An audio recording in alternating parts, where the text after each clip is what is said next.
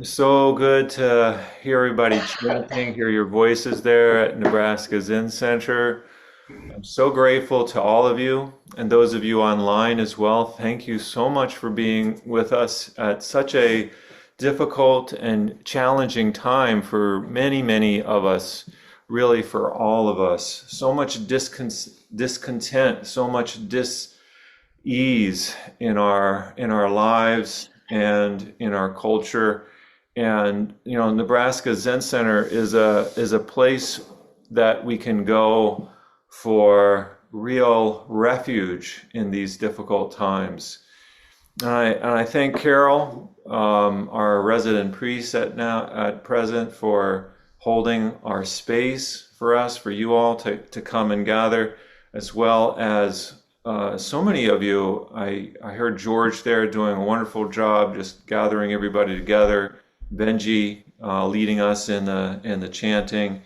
Pam is there as well, and just so many people. Everybody, there's more names than I can mention, and of course Koji too for continuing to be a physical presence as well at NZC, making this kind of a transition this year for us, for all of us. Um, so what I'd like to talk about today is a concept known as grandmotherly mind. Grandmotherly mind.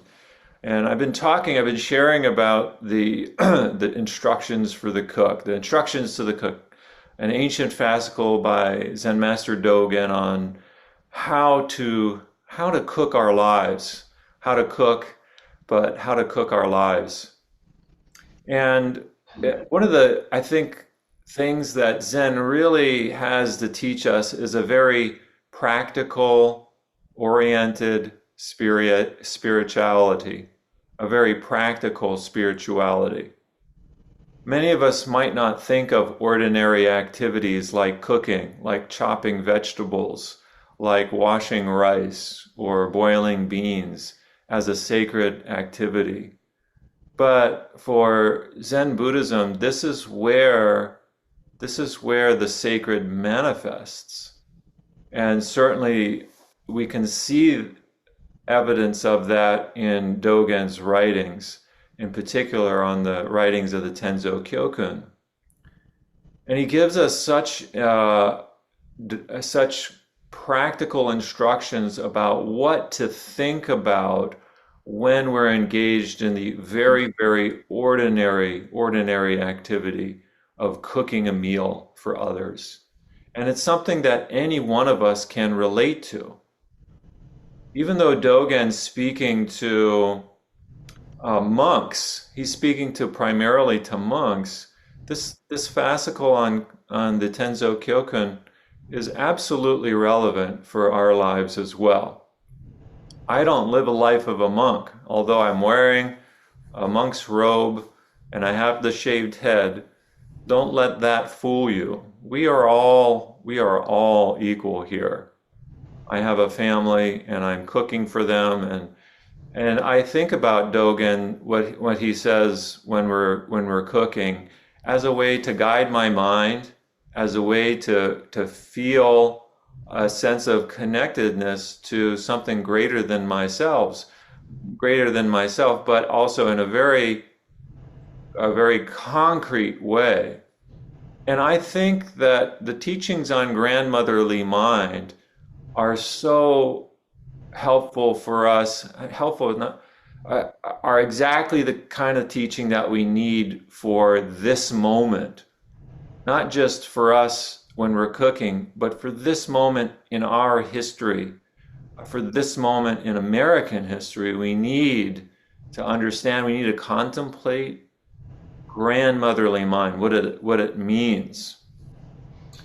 So I want to, and I want to, so I want to talk a little bit about how Dogen talks about grandmotherly mind and how it might meet us in this moment in our time, in our place. As for what is called nurturing mind, It is the mind of mothers and fathers.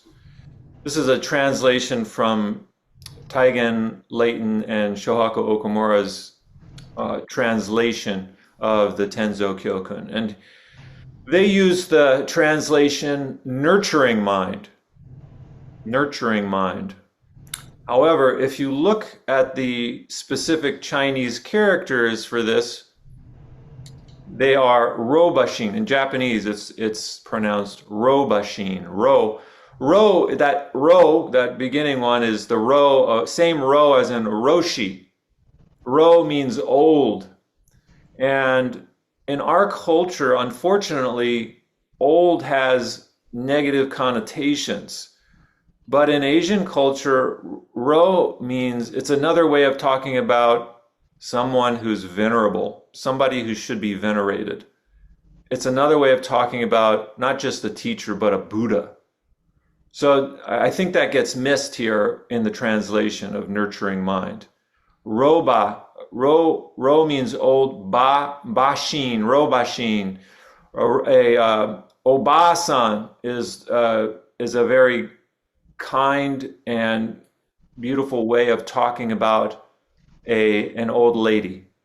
Obasan is the word for, it's a kind way of addressing somebody who's an older woman.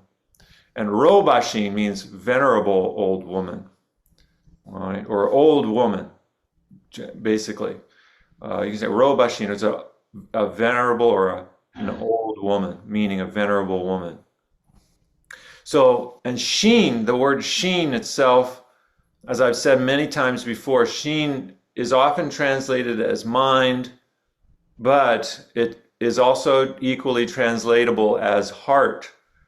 And some people use heart mind to translate shin. So the heart mind or the heart of the grandmother.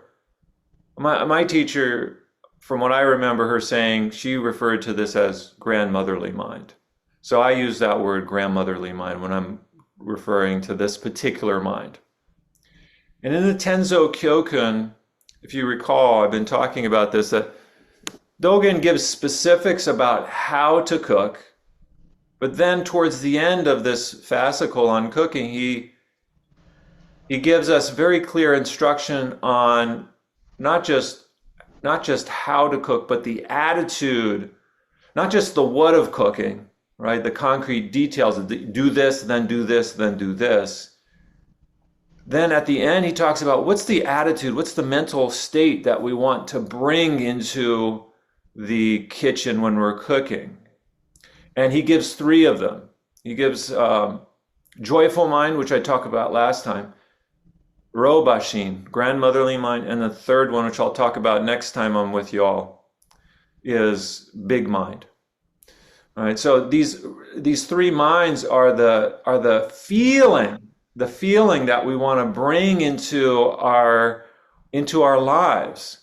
And I can't stress this enough, because a lot of times with Zen, as it's being transmitted to us Westerners, we can get trapped into thinking of Zen as a very stoic kind of practice. And I don't mean that with disrespect to Stoicism, but when I think of the word Stoicism, I feel like it's somebody who doesn't feel the pains of the world. But I don't feel that that's not what I transmit to you all. That's not what's been transmitted to me. There's a real sense of feeling in Zen, and sometimes I've even heard Western Zen priests complain that we don't talk enough about love, and it's hard to find examples of love in Zen literature. But here it is. Grandmotherly mind, grandmotherly heart is, I think, a good example of the sense of love. And so you might take a moment to think about your own grandmothers. What kind of memories come up for you with regards to your grandmothers? And I'll just share briefly about my two grandmothers, just to stimulate that kind of thinking for yourselves. But in my house, so I have on my mother's side, my grandmother I knew pretty well. I got to be with her on a number of occasions, even though she lived far away. She was a 5-hour drive from Brooklyn to Maryland. I lived in Maryland, and she and her and my grandfather were in Brooklyn, New York. But I always remember, with regards to her, I remember how incredibly unconditional her love was for me and for her grandkids. It just overpouring. She just was so happy to see us whenever we saw us. And it probably helped that we were that far away, because when you're that far away, you don't see your grandkids as much. And so she was just over the moon for us. That was my mother's mother. My father's mother is a little bit more of a tragic story, in that she was in a terrible car accident that affected that damaged her brain when I was only maybe 3 or 4 years old. And she lived another 30 years or so, maybe not that far, maybe another 25 years, I think, after that car accident. But she was not the same person that she was prior to the accident, unfortunately. But I could see certain qualities of love in the family, especially the way that my father interacted with her when she was very, very ill. The way that he would pick her up and put her in a wheelchair. And as a young person, watching my father I never saw this. It was the first time I really saw this. My father is a fairly compassionate person, but I saw a side of him that went even beyond the kind of compassion that I had witnessed when he was relating to his mother, by picking her up from her chair, putting her into a wheelchair, or taking her from that wheelchair and putting her into the car, feeding her ice cream, wanting to engage with her, bringing her to our house from the nursing home and having her be with us. And there's so many unspoken thoughts that went through my mind, and I think through the mind of my family when she was with us, that we didn't really know how to process. And so I'm still, in a sense, processing that. But in that process of processing, I feel this deep gratitude for my grandmother, and a deep gratitude for the gift that she's given me to be grateful that I can articulate my own words, that I can, in a sense,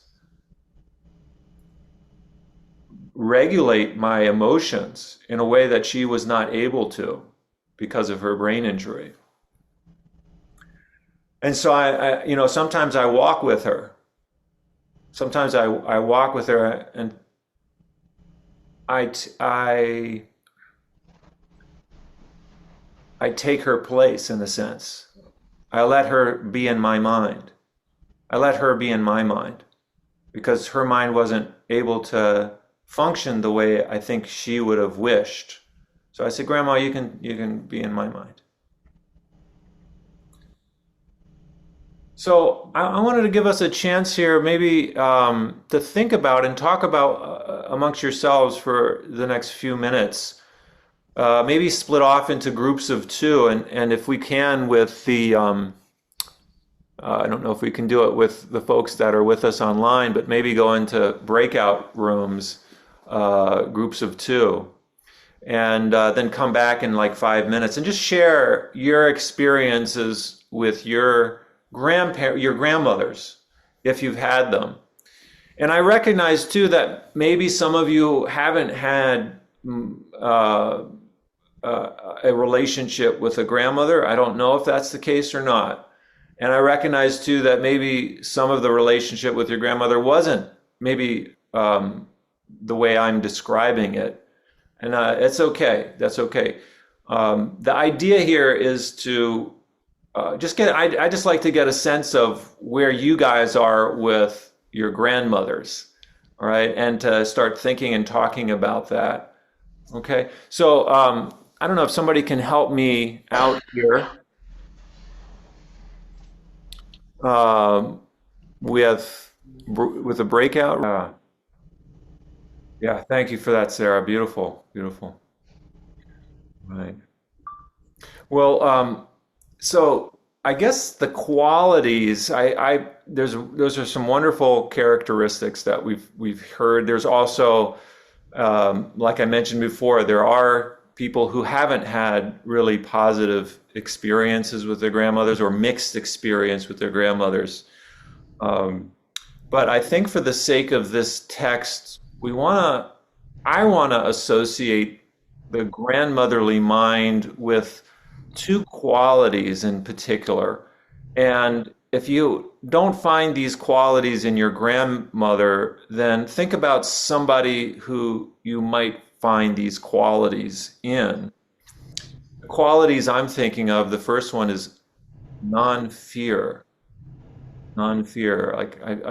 That's the one feeling that comes up for me. And the second one is unconditional love. Unconditional, unconditional love. Non-fear, unconditional love. So again, if your grandparents didn't have those qualities, I want to suggest thinking about somebody who does possess those qualities that when you're around, you feel not afraid, and you feel the sense of unconditional love. And it doesn't have to be female gender. It could be male gender as well. But that's the kind of feeling that grandmotherly mind or grandmotherly heart brings us to, in my understanding of it. And and this is often in contrast. I think it's worth noting the contrast that we might experience in our culture with high expectations and high demands that we generally put on our children, at least some in many places. It's certainly what again, I love my own family and my parents, but there's this sense of there's this sense of do this, otherwise you're going to be in trouble. You guys know that? If you don't toe the line, then you're going to be in trouble. And I think there's a place for that kind of thinking, but grandmotherly mind gives us a different kind of quality that we can, as it's translated here, nurturing mind, the mind that nurtures, right? That nurturing mind. How do we want to be? And I think about this with my own kids. How do we want to be with our children? And if you don't have kids, that's okay. How do you want to be with the children in your life? Or how do you want to be? You could reverse it even. How do you want to be with your parents? Now, if you've had a difficult relationship with your parents, maybe flip the role and be the parent to your parents, as your kids. How do you, and as difficult, challenging kids that don't want to do what you tell them to do, right? So in either case, and there's precedent for this in the Buddhist tradition, where the Buddha says there's not one being who hasn't at one time been our mother, our father, our brother, our sister, our child. There's not one being. If you think about the depth of the depth of our being, all of us have played those roles at some point in some lifetime, maybe a past lifetime. And so we're encouraged here by Dogen to bring this grandmotherly mind forward in our lives, in the reality of our lives, not somebody else's lives. Doesn't mean we have to go out and have kids now and then be, bring grandma. No, the reality of this moment. This is the moment we're talking about, not some other moment. We don't have to create a moment and then say, oh, this is what this grandmotherly mind. It's about this moment here, this moment right now. How do we bring in that sense of this non-fear, unconditional love. And this is a challenge. I think this is where our practice really is. How do we bring that forward? Because we're going to inevitably be with people that might not be in a good state of mind. And they might take that out on us. They might have a lot of anger. They might not have been treated well or kind when they were growing up. Or they just woke up on the wrong side of the bed. Right? So how do we bring in that sense of unconditional love, that non-fear? And this, again, this is where our practice is so important, so pertinent. What we're doing on the cushion, the way I understand it, what we're doing on the cushion is really opening ourselves to unconditional love, to grandmotherly mind. We're opening ourselves on the cushion to that, or I should say, it's possible. It's possible to connect so deeply with this unconditional love in Zazen. And to really feel that, to really feel enveloped by that love, by that kindness. This might be a hard thing to get our minds wrapped around if we don't feel that in the present moment. But I'm going to suggest that we can, and it's our birthright to experience that. It's our birthright to be mystics, right? It's our birthright to be on this mystical path.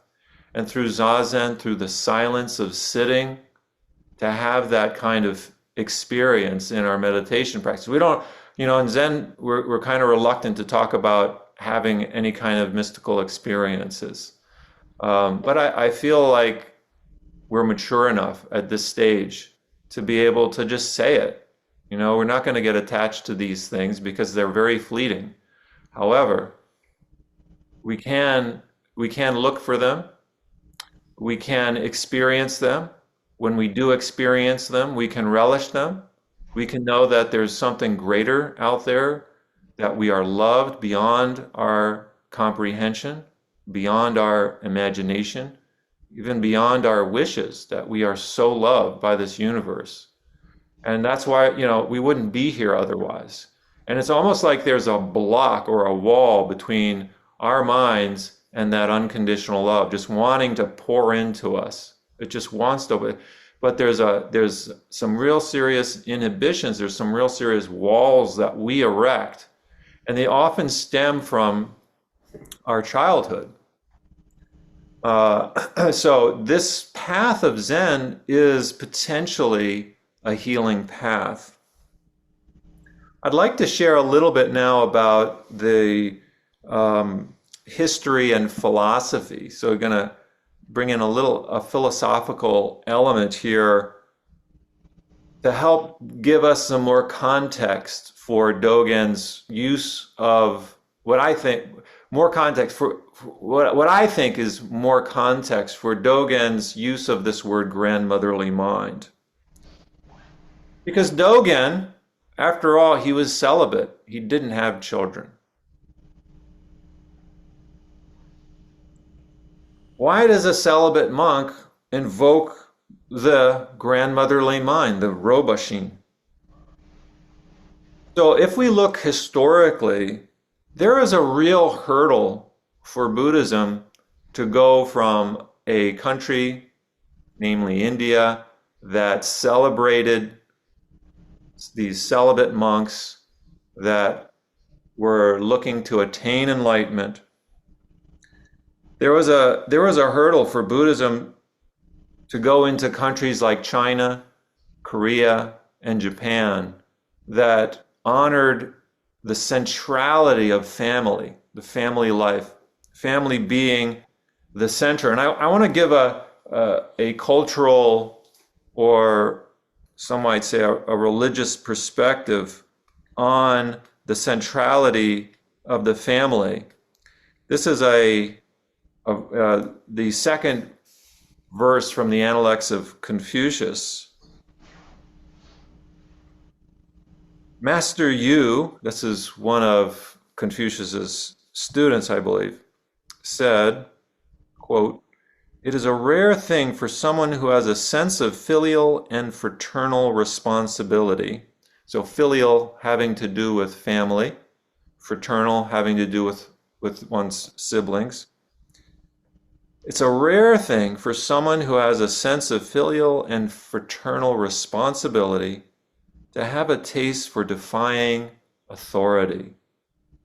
And it is unheard of for those who have no taste for defying authority to be keen on initiating rebellion.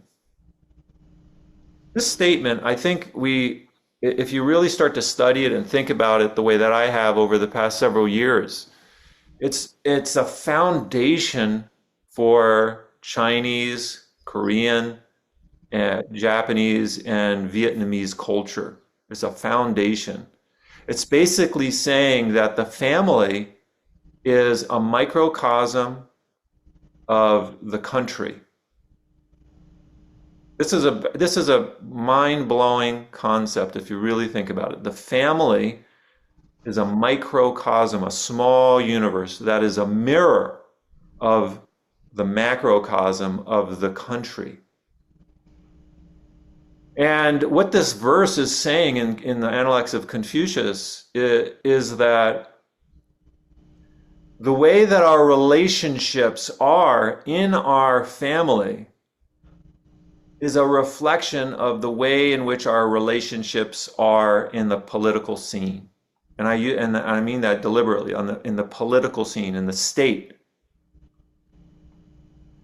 And so it would follow then that if you want to have a peaceful state, if you want to have good politics, then the stem, the root of that is the family. And so there is this impetus to work at cultivating oneself so that there is harmony within the family. When there is harmony within the family, there will be harmony within the society, within the culture, within the political sphere. And this is a sharp contrast to the way that we think in the Western world, right? When we see a political problem, we blame it on politicians, and some of that is justified for sure.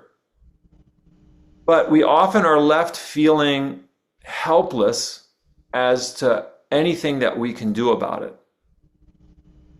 But this statement here, what I just read, is saying that if you want to have a good state, if you want to have a good political state, a good country, then the place to start is with the family and generating harmonious feelings within the family. Generating, I would say, grandmotherly mind in the family. There's another verse I want to read here. This is from another Confucian text called The Great Learning.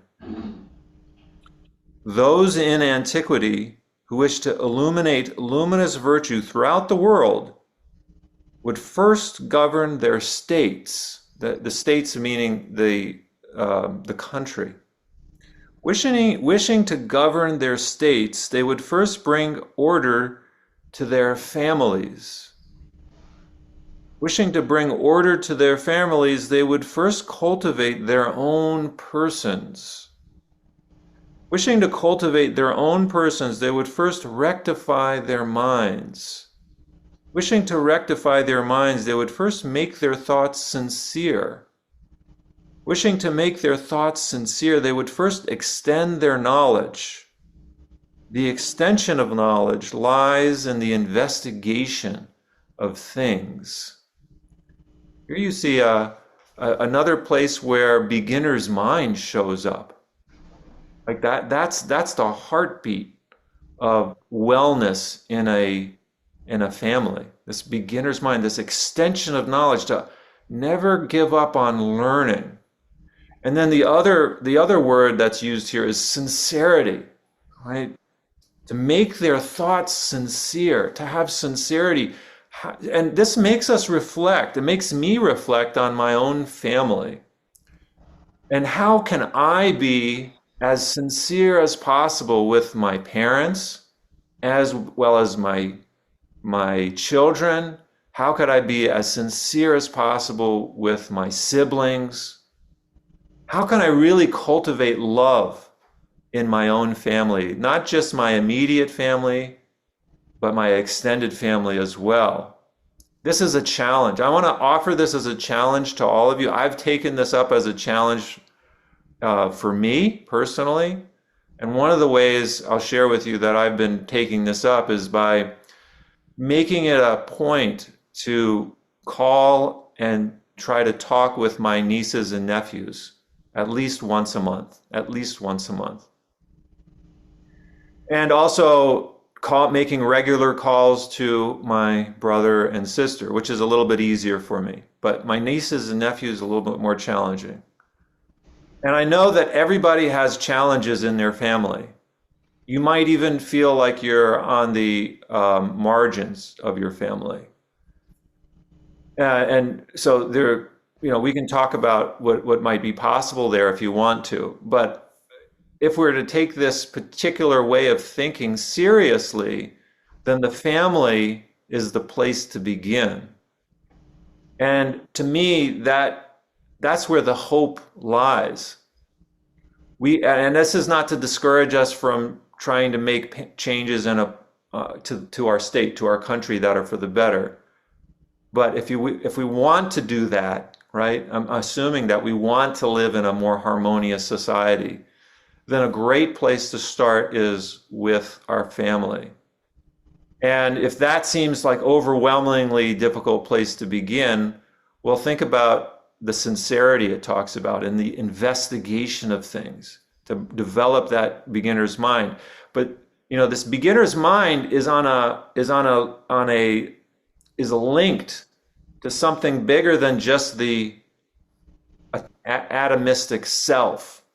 It's linked to the family. When you change yourself, you're going to have an influence, if not on your family, then the people that you're around. And you can call the people that you're around like your family as well. When you sincerely change the way that you think, you're going to have a profound effect on the people that you're around in your immediate environment for the better. Absolutely, for the better. And that doesn't mean you're not going to have difficulties, because some people might not like the way you for whatever reason, because it calls into question certain ways of thinking, certain behaviors, certain patterns. Right?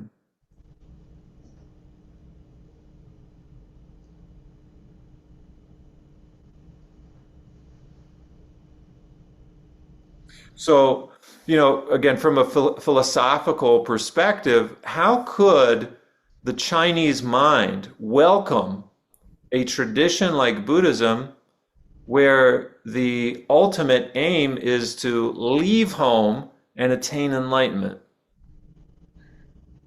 Buddhists had to wrestle with that idea. Buddhists had to wrestle with that, and they realized that this is a different culture.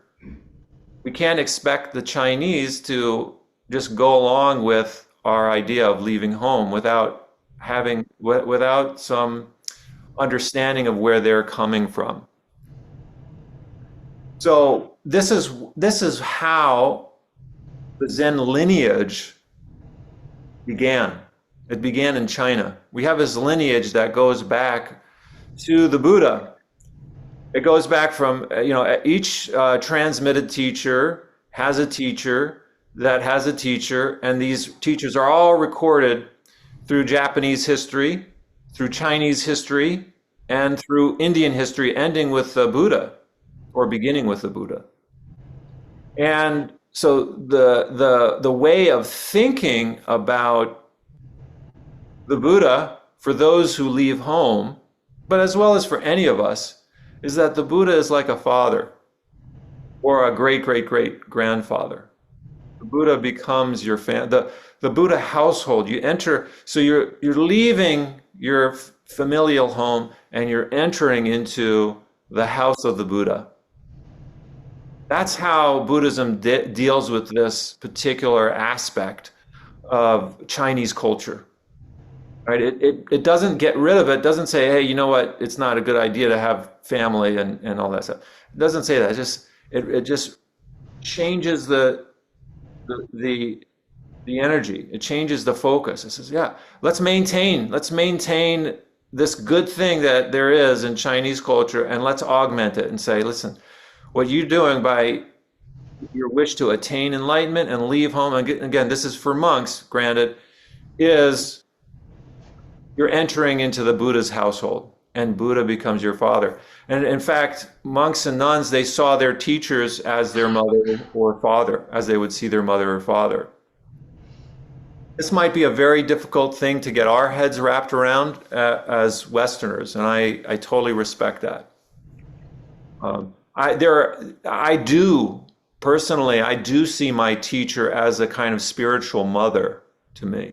My teacher I do see her as a spiritual mother, and there is something for me very, very natural about that relationship with my teacher. Um, but that's the way it was. That was the nature of the relationship.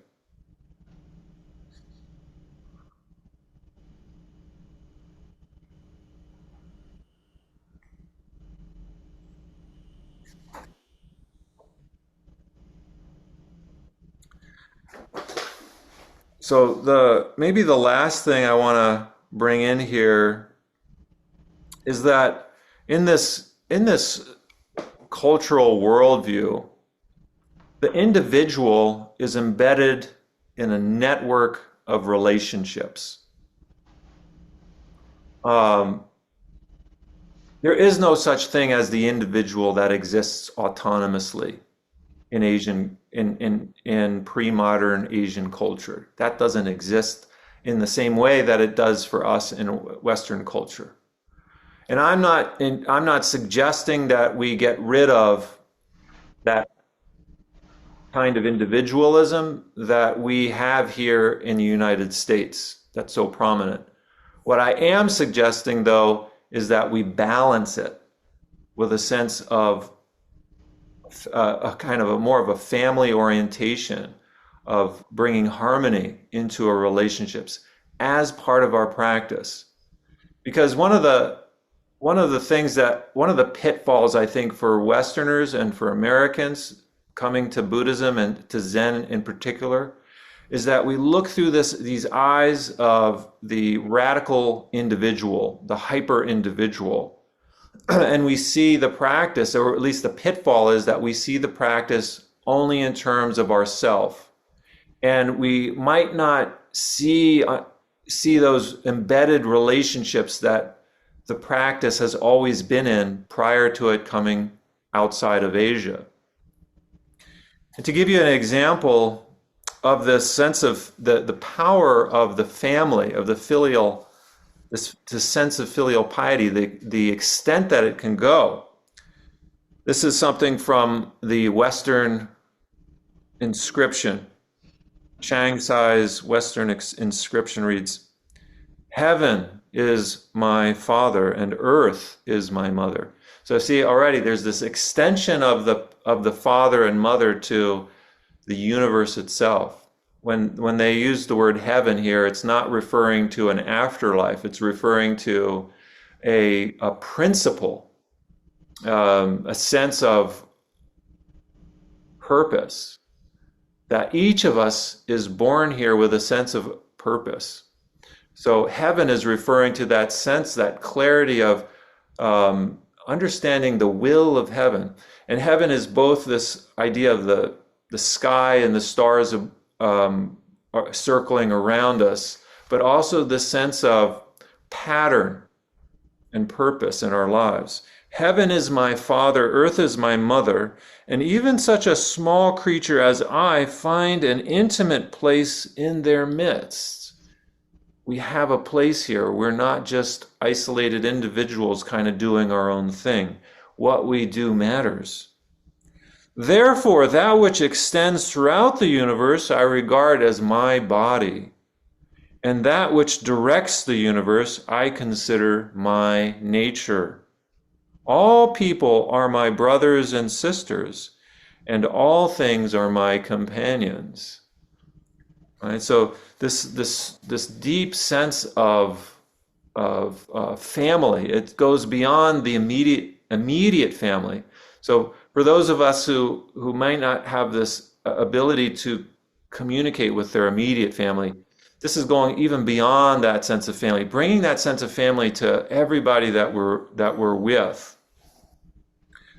Um, but we might consider for ourselves, um, how do we think about our own children? How do we think about our parents? How do we think about the people that are in our lives that we interact with on a daily basis? Can we see them as extensions of ourselves, as extensions, as part of our family, as part of our bigger family?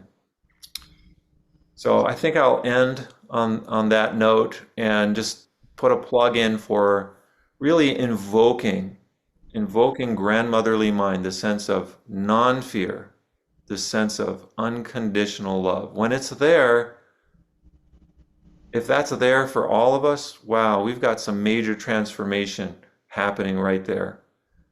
Thich Nhat Hanh says, peace begins with myself. Right? If we want peace in the world, we have to have peace in our own hearts. And this is where we got to start. It doesn't mean that we stop there. And it doesn't mean we have to wait until everything's perfect for us to do our best to create a good political atmosphere, a good state, a good country. We still work on all those levels, but don't forget, right? It has to start here. And there's a lot we can do right here. There's a lot we can do with our family. All right. So thank you so much. And I want to open for question or discussion. Thank you.